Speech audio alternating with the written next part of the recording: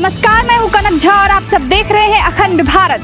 आइए नजर डालते हैं कुछ खास खबरों पर। मैं गांधी दर्शन में, जहां पर महात्मा गांधी जी की रेल यात्राओं को ये गांधी जी की यात्रा को समर्पित किया गया है। गांधी जी की मूर्ति, कोच और यहाँ पर श्री गजेंद्र सिंह शेखावत जी, केंद्रीय संस्कृति एवं पर्यटन मंत्री ने आज उनकी यात्रा को समर्पित किया है। रेलवे का कोच, रेलवे ने एक कोच दिया है जो कि शाहदरा दिल्ली जंक्शन पर उतरा हुआ है।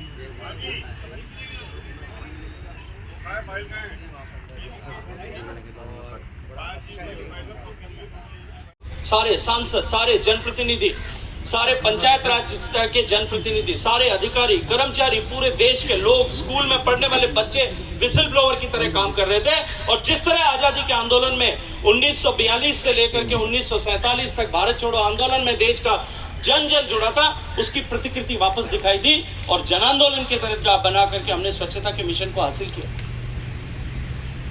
और उसके ठीक बाद में मुझे दोबारा विजय जी जाने का अवसर मिला।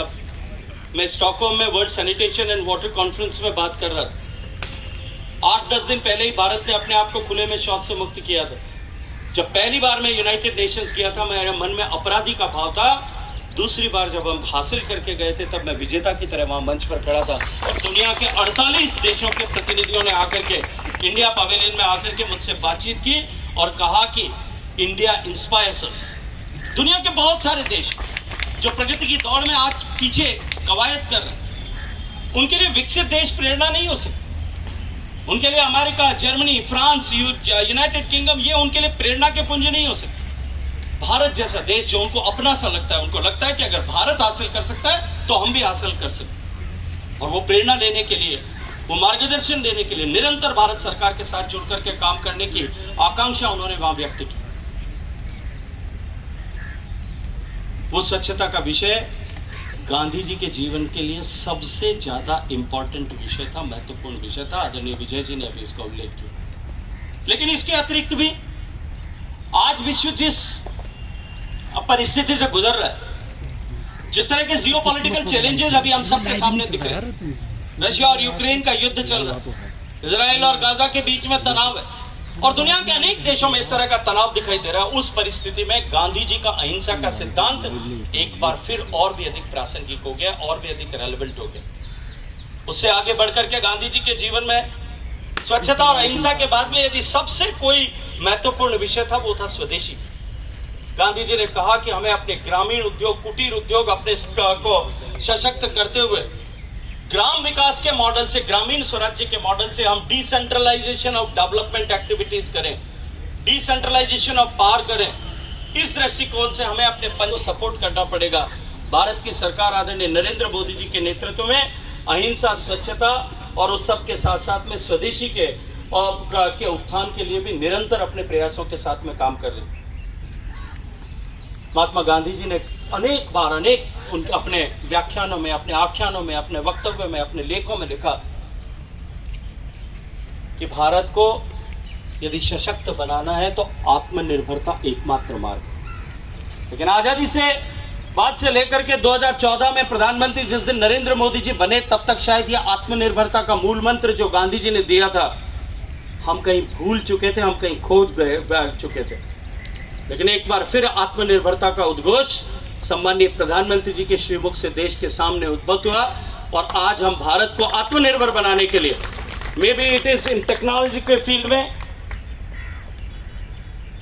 अपने रक्षा उत्पादों के फील्ड के क्षेत्र में, वहां से लेकर के देश का ऐसा समाज जीवन से जुड़ा हुआ एक ऐसा कोई भी विषय जहां हमारी निर्भरता जो है अन्य देशों प्रति, हम अपने आप को आत्मनिर्भर किस तरह से बनाएं, इस दृष्टिकोण से भारत सरकार आज गांधी जी के उस संकल्प को जो है सिद्ध करने के लिए पूर्ण प्राण की ऊर्जा के साथ में काम कर रही है।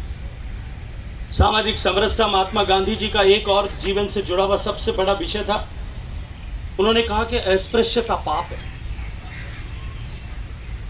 और आज जैसा मैंने कहा कि जब देश का प्रधानमंत्री जमीन पर बैठ करके सामने कुर्सी पर स्वच्छता कर्मी को बिठा करके उसके पांव धोता हुआ दिखाई देता है, मुझे लगता है कि अस्पृश्यता के इस पाप को धोने का इससे बेहतर कोई उदाहरण नहीं हो सकता। और आज इसके अतिरिक्त इस वातावरण में खड़े होकर के जो मुझे अनुभव आता है कि दुनिया के सामने सबसे बड़ी चुनौती जो आज दिखाई देती है वो पर्यावरण का संरक्षण। क्लाइमेट चेंज के इंपैक्ट जिस तरह से हम सबको दिखाई दे रहे हैं और हमारा दरवाजा खटखटाते हुए दिखाई दे रहे हैं। आज से 10 साल 15 साल पहले तक जब क्लाइमेट चेंज की बात होती थी तब सिर्फ हम लोग ये सोचते थे कि आने वाली पीढ़ियों की समस्या हो, आने वाली कई पीढ़ियों के बाद में ये चुनौती शायद सामने दिखाई देगी।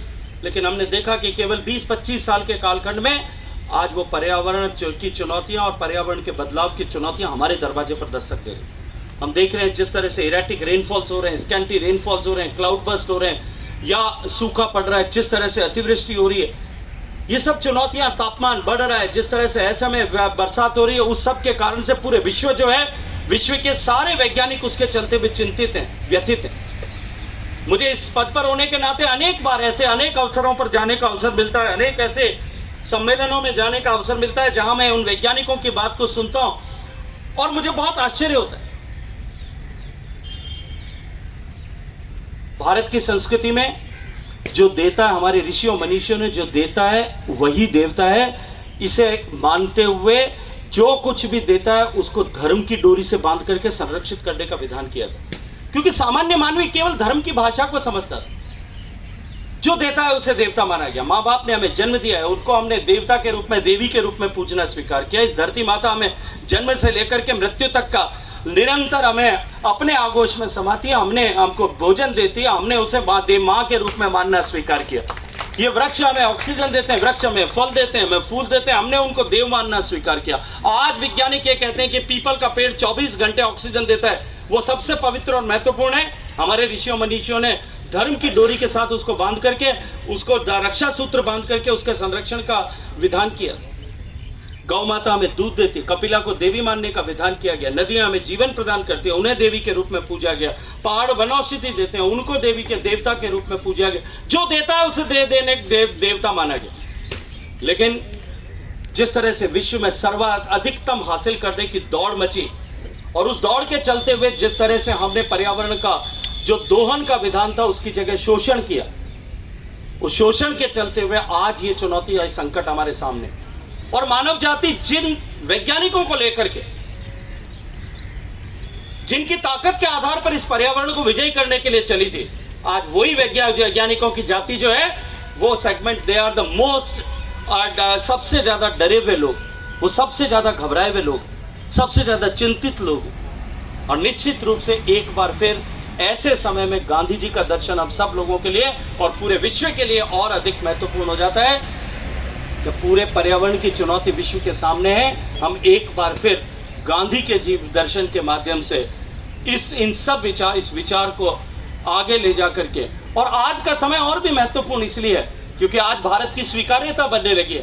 पूरे विश्व के पटल पर भारत को इस बात को गंभीरता से लिया जाने लगा है। आज दुनिया का कोई भी प्लेटफॉर्म नहीं है, may be it is G7 platform और G20 प्लेटफॉर्म और G6 प्लेटफॉर्म, यूनाइटेड नेशंस का कोई भी प्लेटफॉर्म ऐसा नहीं है जहां भारत की बात को इग्नोर करके किसी विषय को आगे ले जाया जा सके। इस महत्वपूर्ण समय में गांधी जी का यह संदेश और गांधी जी की जीवन यात्रा और भी अधिक प्रासंगिक हुई है। और निश्चित रूप से गांधी जी के जीवन में परिवर्तन लाने वाले प्रसंग से जुड़े हुए इस रेल कोच के उद्घाटन के अवसर पर हम सब लोगों को इस संकल्प के साथ में आगे बढ़ने की आवश्यकता है कि गांधी जी का दर्शन हम अपने जीवन में जीते जी और आगे लेकर के जाएंगे। लेकिन उसका मार्ग यह है कि गांधी का दर्शन को हम अपने जीवन में समाहित करना पड़ेगा, तभी जाकर के हम लोगों को गांधी जी के साथ में जोड़ पाएंगे। आप सबका बहुत सारा अभिनंदन, आदरणीय विजय जी का भी अभिनंदन करता हूं। भारत माता की। ऐसी ही तमाम बड़ी खबरों के लिए बने रहिए अखंड भारत के साथ। हमारे चैनल को लाइक कीजिए, शेयर कीजिए, सब्सक्राइब कीजिए। धन्यवाद।